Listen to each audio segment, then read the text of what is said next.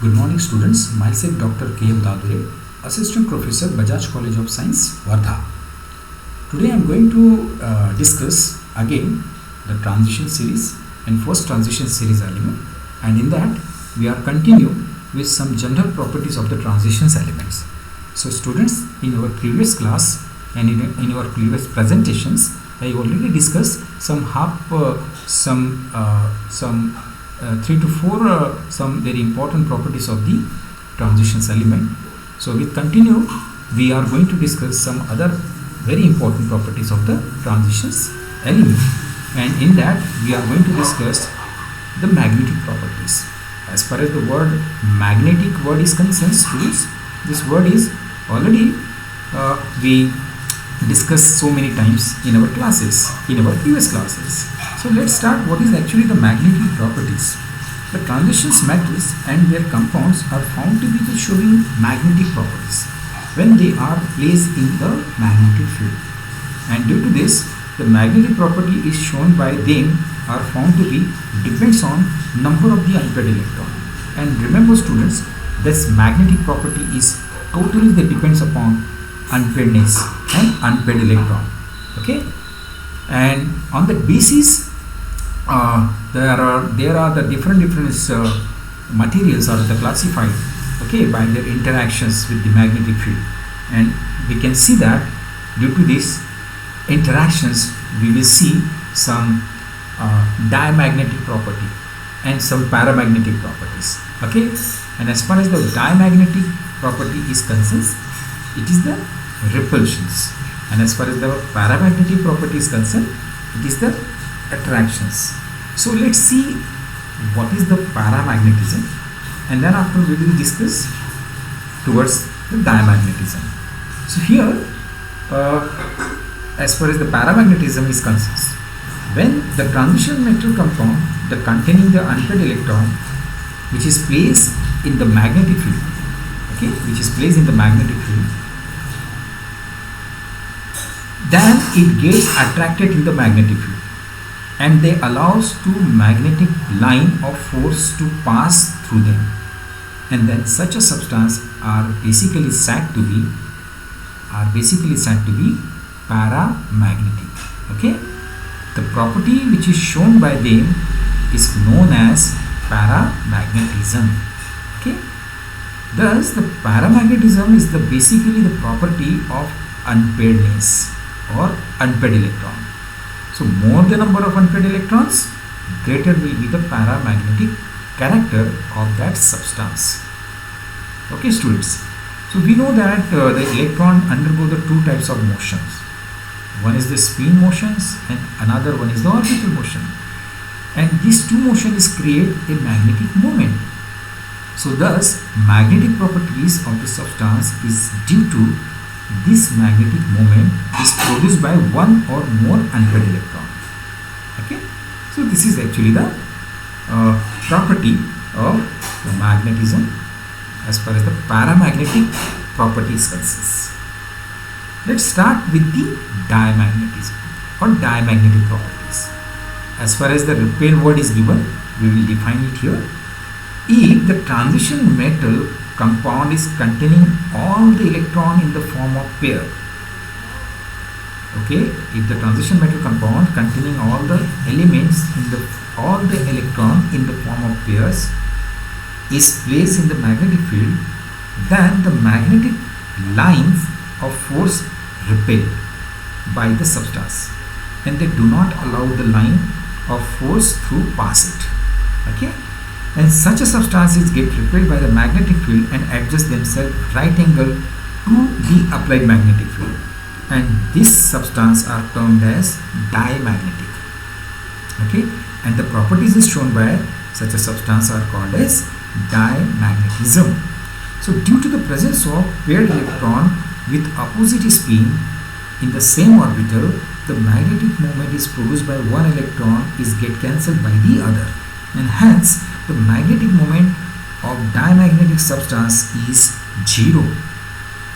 So there are some example of selected metal ions like scandium 3+, zinc 2+, and copper 2+, and copper plus they do not have unpaired electron, and that is the reason they are showing diamagnetic properties. Okay, so let's see what is the ferromagnetism. So as far as the ferromagnetism, the word itself is indicating that it can retain the larger magnetic nature even in the absence of the magnetic field. Okay, this is actually the property of ferromagnetic substance. Now the next important properties, and that is color of the transition metal ions. And here we will see some little details about the color of the transition metal ions. The transitions element differ from the S block element in this respect, and they shows the formation of the color compounds. As far as the S block chemistry is concerned and S block element is concerned, the transitions element is totally different. Okay, they are different because they showing colors, and they showing the colors of multiple choices. Let's see this right hand side. Students, you can see that these are the coloring complexes. Okay, and this coloring complex is actually the nature of the transition metal ions. How this color or this coloring properties are shown by this transitions element. The reason for the formation of the color compound basically explained on the basis of the presence of unpaired electron in the transitions elements. So students, this is actually the color which is found due to the transitions property. So when a white light is allowed to fall on the substance, then the part of the white light is actually absorbed and remaining is emitted, and in such a cases the substances appear as color. Okay, so the complementary color can be easily identified with the help of diagram. It's okay.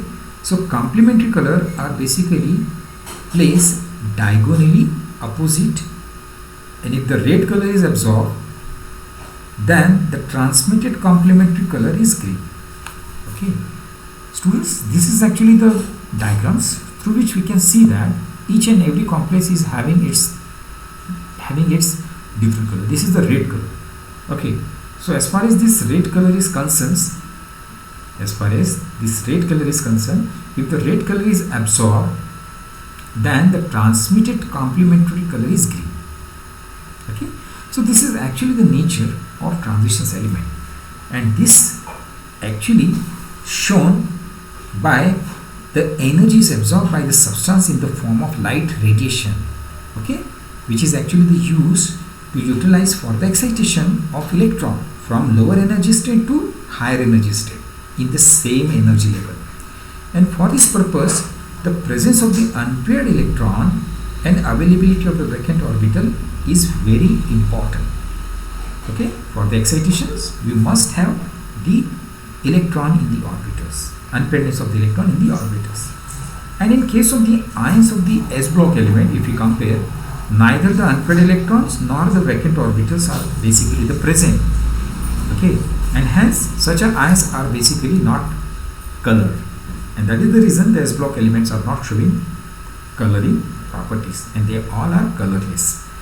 But in case of the ions of the transitions elements, the unpaired electron are basically present, and as well as vacant d orbitals are available in most of the cases, and hence this shows the capacity of absorptions of the light.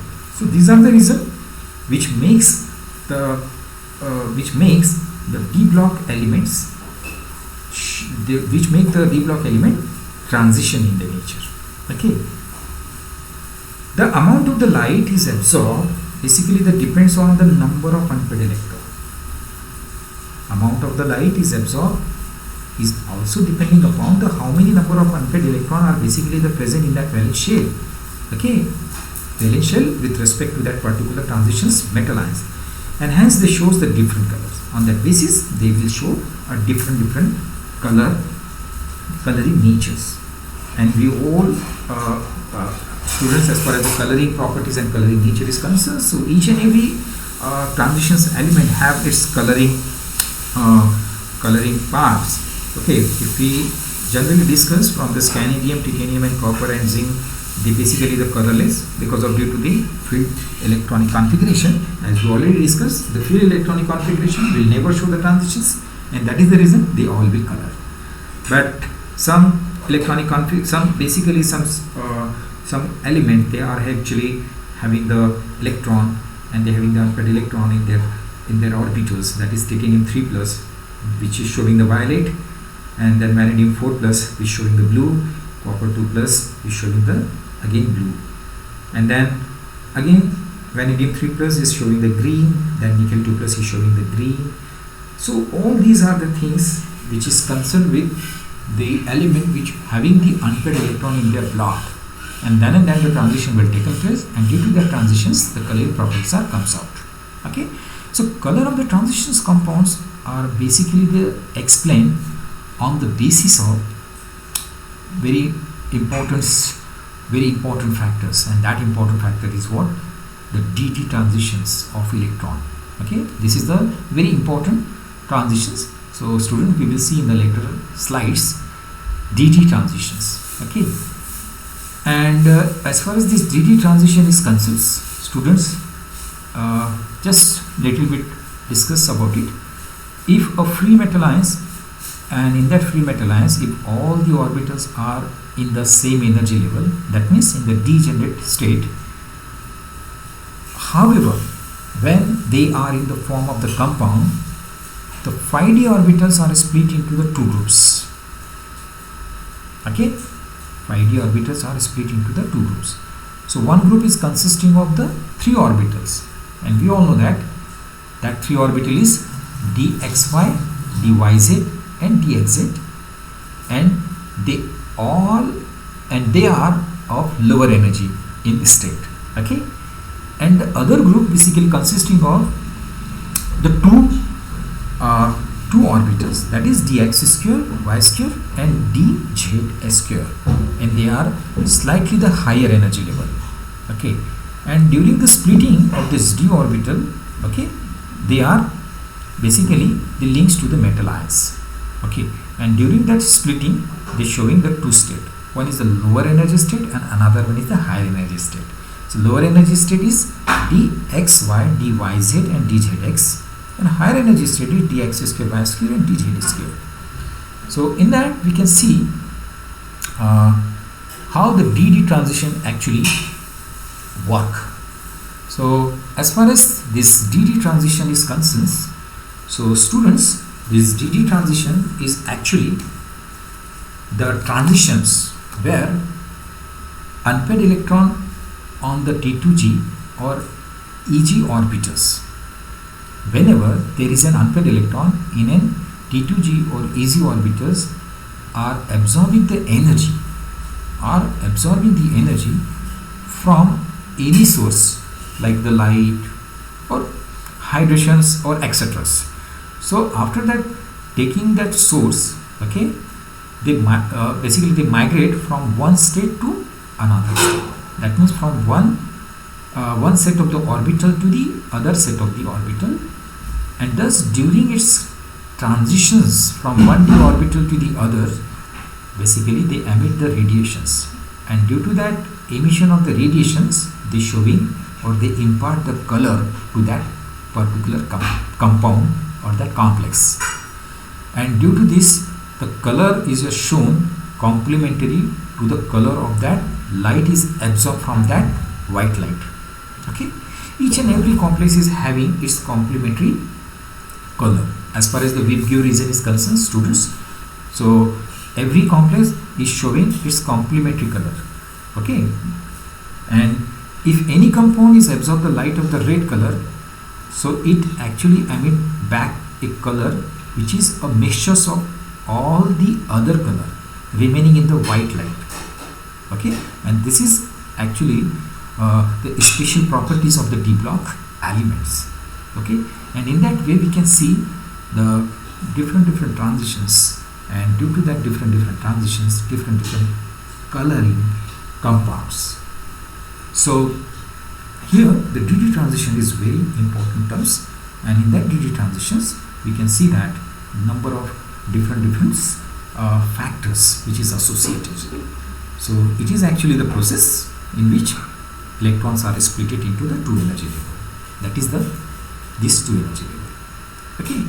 So another one important factor is the nature of the ligand which is linked with the metal. So this is also very important during the transitions, because there are the different categories of the ligands, and as per the nature of the ligand, the transitions and splitting is concerned. So it all depends upon the nature of the ligand. It means that the nature of the ligand is either stronger or weak, and as per that strength of the strength of that ligand, the splitting factor is affected and splitting is occur. Okay. So nature of the ligand is also very important as far as the transition or DD transition is concerned. Now the next important one is complex formation tendency. So students, as far as the complex formation tendency of the transitions element is concerned, the transitions elements shows very high capacity for the formation of the complex. And what is the reason behind it? The reason is they have high positive charge density. That means high positive charge and small size of ions. And second factor is the presence of the vacant d orbitals. The second factor is presence of the vacant d orbitals. The transition metal makes available required number of the vacant d orbitals, in which the electron pair is donated by the corresponding groups are accommodated. Are you getting this point? The transition metal is actually makes available the required number of the vacant d orbitals, and in which the electron pair are donated by the coordinating groups, which is going to accommodate there. As the electropositive character is decreases on moving down in each group of the transition metals, the number of the first transition series forms more stable complexes with the ligands containing the nitrogen and oxygens. So these are the very important general properties, okay, during the formation of the complexes and during the formation of the stable complexes with the ligand is containing the nitrogen and oxygens. The member of the second and third transition series, they form more stable complexes. Second and third transition series, they form the more stable complexes with phosphorus and sulfur as a donor. And on that basis, we can see that these are some selected complex molecules, okay, and some selected ligands which we can see here, and on that basis we can see some complex formation. Okay, so this is the CONH3 whole bracket 6. These are the complex. This is copper NH3 whole bracket 4. This one another complex. This is the FeCN6. This is one another complex, and these are the FeF6 and nickel CO whole bracket 4. So all these are the very important complex, and all these important complex are actually, they get attached, they get linked with these important ligands. Okay, so students, another more important property of this transition series is the catalytic activity. And this catalytic activity we already studied in our organic chemistry also. So as far as the catalytic activity of the transition element is concerned, students, the transition elements and their compounds are found to be acting as a good catalyst, and the catalyst activity is basically shown by this transition element is probably due to the very important reasons, and that important reasons are the first is they are capable of forming the intermediate compounds. So through these reactions, these general reactions, we can see that this is the reactant and this is the catalyst, and in these combinations the product and catalysis get separated out at the end, but during these steps there is a one state, and that is actually the intermediate state. And students, we all know that every reaction is goes through the intermediate state. So here we can see specifically in the transition state, they are capable of the forming the intermediate compound, which immediately they decompose to gives the product, and they regenerate the catalyst. That is the one of the specialty. And another one is they provide the large surface area for the reactant, which enable the reactant to come closer for speedy reactions due to increase of free valency on the surface. This is one another reason. The third reason and third more important reason is, as the transitions element shows the variable oxidation state, as we see in our previous slides, their compound shows the high capacity of forming the intermediate complexes. This is one another important reason, and that is due to this all three important reasons, the transitions element are act as a very good catalyst. Okay, and in that we can see, so some commonly used transitions metals, just ferrous, cobalt, platinum, chromium and magnesium, etc. They all are basically, they use as a catalyst, and we already saw their catalytic property in organic chemistry also. So student, this is all about general properties of the transitions elements. So with that, we are stop here, and in this in this presentation series, as far as the first transition series is concerned, so these are the references to which I take this material. So student, please follow these books and follow the video lectures and read it, and if suppose any doubt, please ask this. So till then, thank you very much.